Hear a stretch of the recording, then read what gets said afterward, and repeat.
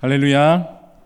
하나님께서 우리 교회 부흥하기를 원하시고 축복하셔서 부흥 사경의 말씀을 통해 배우고 성장하는 시간을 갖게 된 것을 하나님 앞에 감사합니다. 게다가 오늘 수요일 이렇게 부흥 사경의 중간에 하나님 앞에 3일 예배를 드리고 있습니다. 먼저 제가 우리 교우님들께 조금 죄송합니다. 솔직하게 제 안에 어떤 마음이 있었냐면 사실 우리가 부흥의 중간에 이렇게 3일 예배를 드리니까 사람들이 조금 올 것이다 이런 생각도 좀 있었고요. 그리고 새벽과 저녁으로 집회를 하니까 다들 좀 피곤하셔서 별로 이렇게 귀 기울일 힘이 없으실 거다 이런 생각을 하고 있었는데 제가 예배 오늘 들어오면서 제 안에 회개하는 마음이 있습니다. 하나님 여러분 너무나 사랑하시고 오늘 또 큰 은혜를 우리 안에 부어주시고 오늘도 주님 앞에서 말씀으로 딛고 일어나는 그런 귀한 시간이 될 줄로 믿습니다. 그래서 제가 조금 다르게 상상해 보기로 했습니다. 상상은 자유니까 이렇게 생각해 보고자 합니다. 부흥의 기간이니까 성도들이 그동안 너무 은혜를 많이 받아서 새벽 집회랑 저녁 집회만 있는 게 아니라 오늘 마지막 날은 낮 집회를 만들어 달라고 교회에 막 요청을 하신 거예요. 강사님이 본교회 목회를 하셔야 되니까 어떻게 해야 되냐. 그래서 우리 교역자들하고 제비를 뽑았는데 하필 제가 뽑혀가지고 선택을 받아서 오늘 부흥의 낮 집회와 같이 우리 성도님들과 함께 기쁨을 누리는 시간을 함께 누리기 원합니다. 그렇게 생각하니까 제가 마음을 다시 새로 잡고 거룩한 부담을 가지고 이 자리에 정신을 차리고 나올 수가 있었습니다. 할렐루야. 우리는 사순절을 지금 보내고 있습니다. 예수님의 십자가를 묵상하면서 문득 제 고등부 청소년기의 시간이 떠올랐습니다. 여름 수련회를 준비하면서 성극을 연습하고 있었는데요. 저는 외모가 이 조선 쪽 혈통이라기보다는 저기 사막 쪽에서 온 것 같다 그래서 선생님이 저보고 예수님 역할을 하라고 하시는 겁니다. 그래서 예수님 역할로 캐스팅이 되었습니다. 수련회가 점점 가까이 올수록 성극을 맡은 친구들과 함께 밤낮으로 열심히 연습을 하고 있었습니다. 예수님의 고난을 그리는 장면이었는데요. 연습을 하다가 글쎄 코끝이 찡해지고 다들 막 은혜를 받는 거예요. 특히 골고다 언덕길을 올라가는 그 씬이 있었는데 연기를 하다 말고 곳곳에서 친구들이 눈물을 흘리는 겁니다. 지도하시는 선생님도 연기에 너무 몰입을 하신 나머지 이 연극을 멈출 수가 없는 거예요. 너무나 숙연한 분위기에서 이 원테이크로 쭉 이 연극을 진행하고 있었습니다. 제가 십자가를 메고 그 골고다 언덕길을 올라가는데 주변에서 성난 군중들이 옆에서 큰 소리로 막 조롱합니다. 그때 제 뒤에 로마 병정을 맡은 등치가 큰 친구가 있었는데 그 친구가 채찍을 매섭게 내리치는 그런 소리가 들립니다. 휘착 하면서 휘착 하는데 이 야외에서 성극이 진행되기 때문에 이 보다 실감난 장면을 연출하기 위해서 채찍 끝에 이 쇳덩이를 달았던 기억이 납니다. 이 바닥에 이 밤에 진행하기 때문에 바닥에 스파크를 막 튀어야 된다면서 그렇게 막 연습이 무르익었을 때 예상하지 못한 일이 벌어졌습니다. 이 병정 역할을 하는 친구가 이 연기를 하는데 막 너무 몰입을 해가지고 이미 자기가 로마 병정이 된 거예요. 그리고 자기가 막 예수님을 막 채찍질을 하는 겁니다. 그런데 이 친구가 하도 눈물을 막 많이 흘리니까 이 눈물이 앞을 가려가지고 원래는 채찍을 그 흙바닥에다 막 돌덩이에다 내리찍기로 그렇게 약속이 되어 있는데 그 친구가 그만 제 등짝에다가 채찍을 내리친 겁니다. 제가 그때 우통을 벗고 있었는데요. 여러분 그 고통은요 진짜 말로 다 할 수 없었습니다. 그때부터 제 연기가 이 고통을 동반하기 시작했어요. 막 이제는 연기가 아니라 막 내가 예수님이 되고 그 친구가 병정이 되고 저도 막 몰입을 해서 막 그렇게 눈물을 많이 흘리면서 성극을 했던 기억이 있습니다.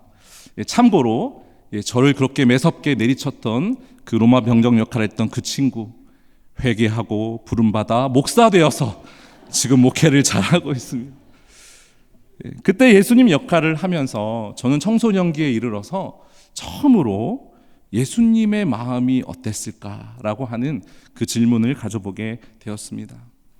예수님은 끊임없이 이 백성들을 사랑하고 기도하셨지만 이 자신의 목적이 이루어지지 않는 것 때문에 성난 군중들은 끊임없이 예수님을 조롱하고 욕하고 비난하였습니다. 오늘 본문에 등장하는 예레미야도 비슷합니다. 우리가 흔히 예레미야를 눈물의 선지자라고 부르는 이유가 있습니다. 이 선지자는 유대 지도자들에게 또한 고향 사람들에게 배척을 당하고 조롱을 당하며 심지어 매맞고 옥에 갇히고 우물에 던져지기까지 합니다. 하나님 앞에 다 함께 회개하자고, 그리고 우리가 이 시간 바벨론에 항복해야 한다고 그렇게 아무리 외쳐보아도 사람들은 도무지 그 예레미야의 말에 귀를 기울이지 않았습니다. 결국 예레미야는 예루살렘의 멸망을 두 눈으로 지켜보아야 했습니다. 하나님은 예레미야에게 상징 행동이라는 것을 시키셨는데요. 이 상징 행동이라는 게 뭐냐면 어떤 상징적인 행위를 통해서 전하고자 하는 메시지를 더 시각적으로, 인상적으로 부각시켜서 사람들이 그 행위를 통해 어떤 강한 메시지를 받아들이도록 하는 행위입니다. 예를 들면 이런 겁니다. 언약의 파기를 상징하기 위해서 골짜기에서 항아리를 깨트리는 행동을 한다든가, 물속으로 들어가 바위 밑에다가, 바위 틈에다가 허리띠를 그렇게 놓고 오는 행동이라든가, 책을 돌에 엮어서 유브라다의 강에 던지는 행동 같은 것을 말하는 것입니다. 심지어 하나님은 예레미야에게 깨어진 언약을 상징하기 위해서 결혼도 못하게 하셨습니다. 예레미야는 고난 가운데 얼마나 힘들었을까요? 그래서 그만하고 싶었던 겁니다. 어차피 사람들 거리에 나가서 아무리 목을 놓아 외쳐봤자 저들은 눈 하나 깜짝하지 않는데, 저 영적으로 눈먼 자들에게까지 가서 내가 굳이 이상한 행동을 하면서까지 내가 이렇게 살아야 되나? 예레미야의 마음 가운데 회의감이 찾아왔는지 모릅니다. 우리는 주님이 부르셔서 주님을 사랑하기에 헌신을 다짐한 사람들입니다. 아멘이시죠? 그래서 여태까지 열심을 다해 교회를 섬기고 이웃을 섬기고 가족을 위해 기도하며 예레미야처럼 그렇게 왔는지 모르겠습니다. 그런데 예레미야가 이렇게 말하는 겁니다. 주님, 저는 이제 더 이상 갈 힘이 없습니다. 주님, 조금 죄송하지만 제가 좀 이제 그만하고 싶습니다.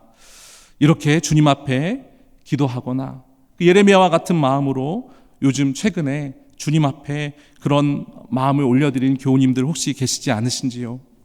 사역에 대한 것뿐만 아니라 사람에 대해서도 마찬가지입니다. 누군가를 사랑하고 그 사람을 위해서 기도하고 때로는 인내하고 참아주는 것, 그것은 정말 어려운 일입니다. 제가 아는 한 목사님이 교회에서 청년 한 명을 사랑하는데 그 청년이 손대지 말아야 할 것에 손을 대어서 중독에 걸려서 결국 삶이 무너지고 그 가족과 공동체가 고통 중에 있을 때 정말 마음을 다해서 그 청년을 위하여 기도하셨습니다. 하루는 그 청년을 위해 끊임없이 인내하고 참는 것에 한계가 와서 어떻게 기도했냐면, 주님, 저 이제 그만하고 싶어요. 저 청년 사랑하고 섬기고 그를 위해 기도하면서 여태까지 왔는데 하나님, 저 너무 힘듭니다. 저 그만하고 싶어요. 라고 그렇게 기도했다라고 합니다. 그런데 하나님께서 마음 가운데 성령의 깊은 감동으로 이렇게 말씀하셨다고 해요. 너는 걔를 포기하더라도 나는 걔를 포기하지 않겠다. 그 간증을 저한테 해주시는 겁니다. 그 성령의 음성을 듣고 다시 한번 마음을 고쳐 잡아서 다시 한번 하나님께 그 삶을 헌신하고 그 청년을 위해 모든 것을 다해 사랑했더니 그 청년이 회복되고 교회의 귀한 일꾼으로 쓰임받았다는 이야기를 들었습니다. 몇 번 기회가 돼서 제가 진짜로 그 목사님 이야기한 청년을 몇 번 만나서 식사도 하고 했는데요. 제가 얼마 전에 마트를 갔다가 그 청년을 우연히 만났습니다. 얼마나 반가웠던지.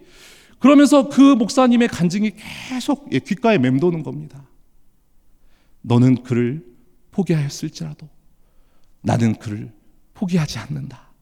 이 말씀 때문에 그 청년을 붙들고 헌신했던 그 이야기가 계속 제 마음 가운데 울림이 되었습니다. 여러분, 예레미야도 모든 것 다 포기하고 싶었습니다. 그래서 오늘 본문을 보시면 예레미야가 두 가지 결단을 합니다. 첫 번째, 내가 다시는 여호와를 선포하지 않겠다.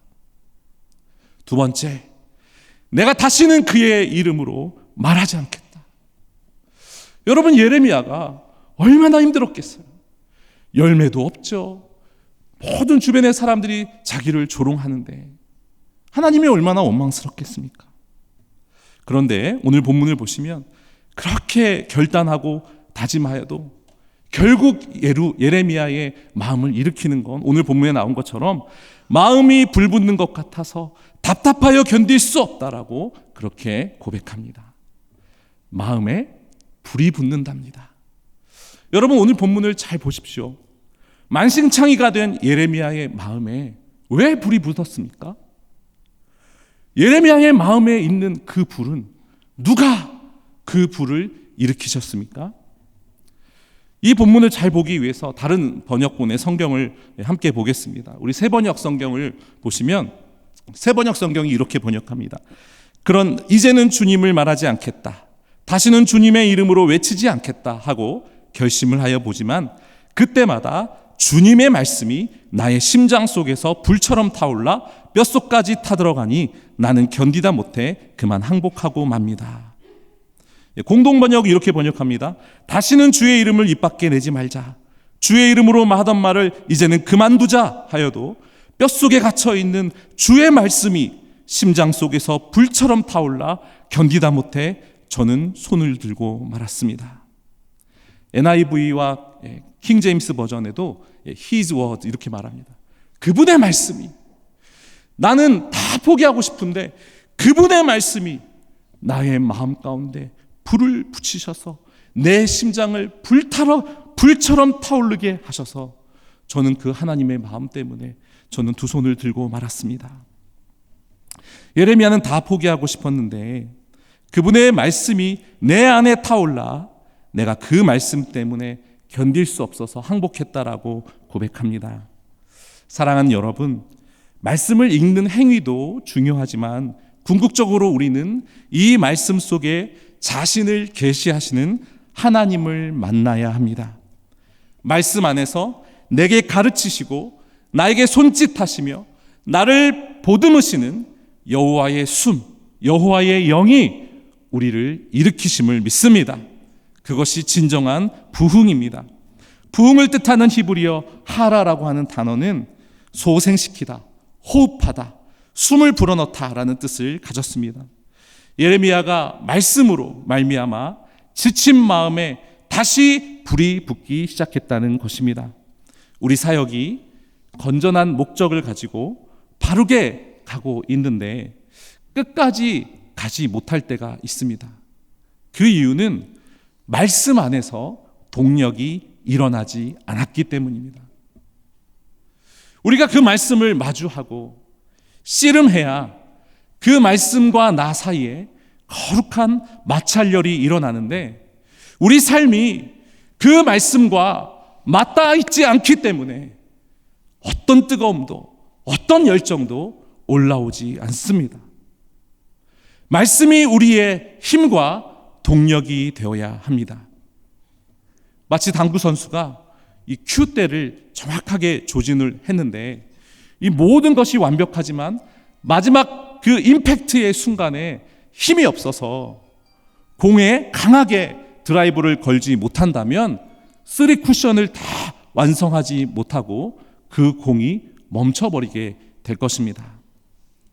최근에 김병삼 목사님 설교를 듣는데요. 그 목사님이 한 영화 이야기를 해주세요. 그러면서 막 그 주인공 흉내를 내시는데 재밌어서 저도 한번 해보려고 합니다. 여러분, 최종병기 활 그 영화 보셨습니까? 최종병 보셨네요. 거기 보면 이 박해진 배우라고 하는 이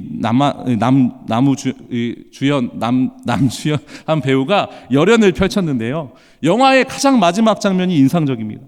넓은 들판에서 사랑하는 여동생을 칼을 이렇게 대면서 마지막을 협박하는 그 청나라 장수와 딱 정면 대결을 하는 겁니다. 무섭게 생겼습니다. 그 유승용 배우, 형사도 하시고 수원 왕갈비 통작 사장님도 하셨는데 갑자기 청나라 장수가 되셔가지고 무서운 표정으로 동생을 딱 이렇게 붙잡고 있는 거예요.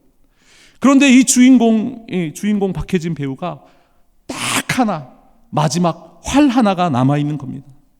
그런데 이미 이 배우가 부상을 당했어요. 피가 막 흐릅니다. 막 숨이 헐떡거리는 상황에서 그가 딱 일어나 마지막 활을 막 조준하는데 막 힘이 없는 거예요. 마지막 힘을 다해 막 이렇게 하는 거예요. 그런데 이 배우가 이 곡사라고 하는 기술이 있더라고요. 활이 이렇게 휘어가는 장면이 있거든요. 이 여동생 뒤에 있는 그 청나라 장수를 겨누면서 마지막 그 비틀어 가지고 이 활을 발사를 하는데 그 여동생 너머에 있는 그 적장을 맞춰서 쓰러뜨립니다.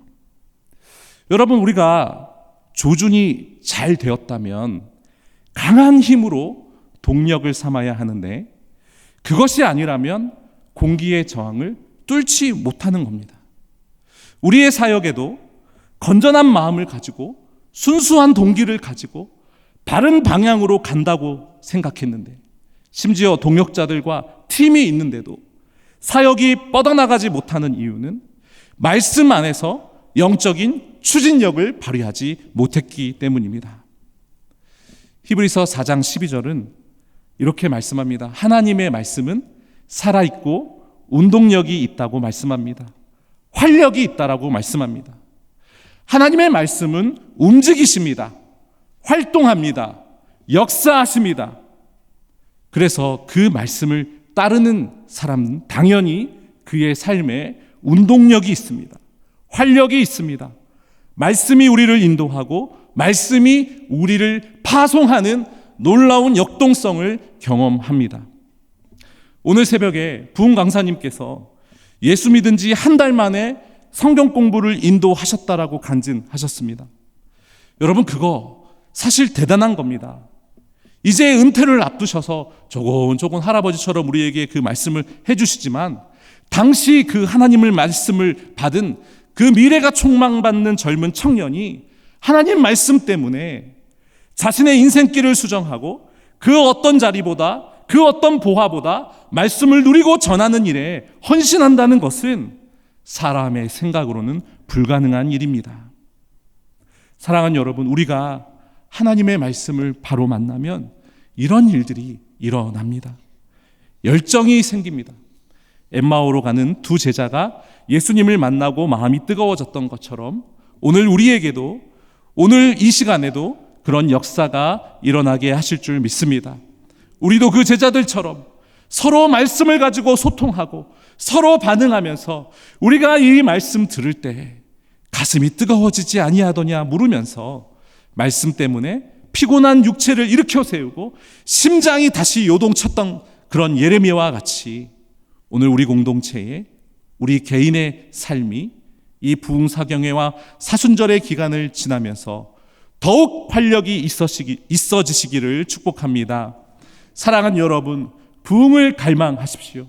오늘 우리가 말씀을 가지고 하나님 앞에 기도하면서 하나님 이렇게 소생되어지는 역사, 예레미야의 삶을 다시 일으켜주셨던 그 역사처럼 우리 가운데도 하나님 우리를 만져주시기를 간절히 기도하는 이날이 될 수 있기를 소망합니다.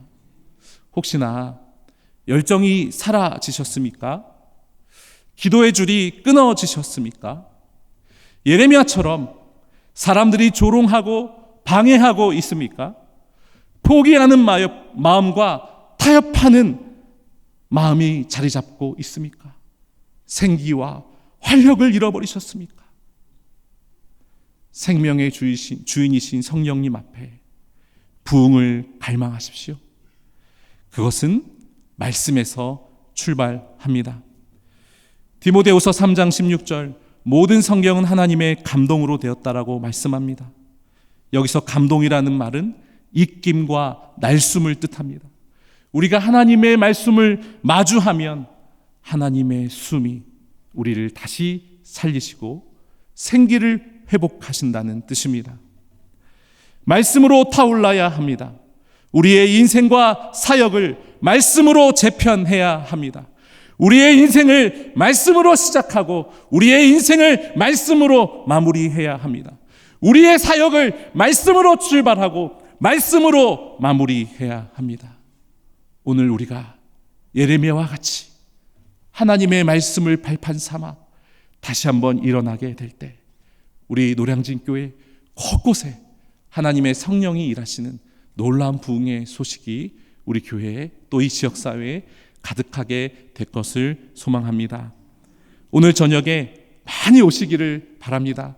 일가 친척 구역 식구들 다 초청하셔서 마지막 집회를 하나님 앞에 영광스럽게 봉헌할 수 있기를 소원합니다. 그들을 초청하시고 기도하십시오. 하나님의 말씀으로 내 마음이 다시 불붙도록 하나님 우리를 축복해 달라고 간구하시는 귀한 은혜의 날이 되기를 소망합니다. 기도하겠습니다. 하나님 아버지, 예레미야처럼 다시 우리 마음에 불을 붙여 주시옵소서.